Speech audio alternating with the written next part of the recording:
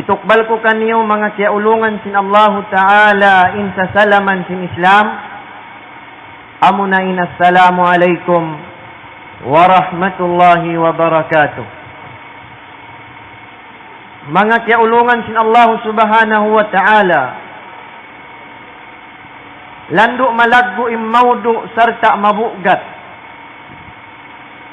Hamuin maudu dihil nila kaku. Pasalan misan aku, amuin aku imamissara, lando aku miumuka. In maudu ini, daran na to pagkarungugan, sumagawa daran na to da isa pagkalupahan.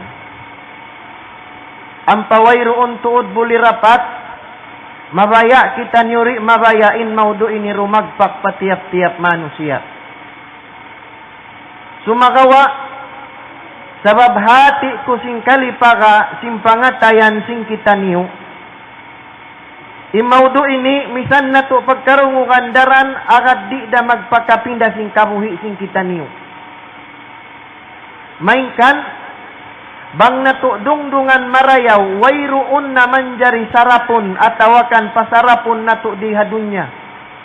Pasalan bang dumatong in maudu bisara na to ini, in katanyad tumalawa.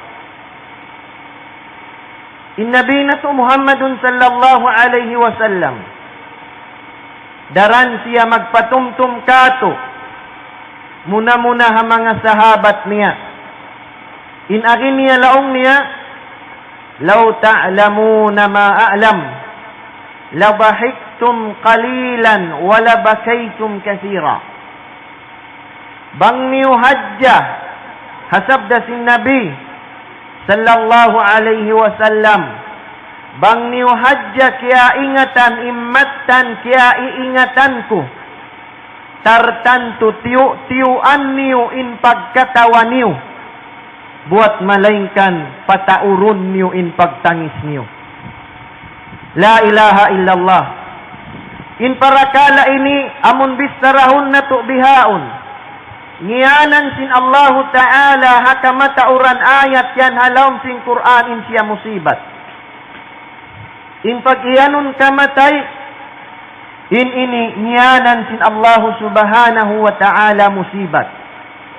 Huon, musibat bang dumatong patiap-tiap manusia, maita, di naha ini magbutas in jasad iman sin nyawa.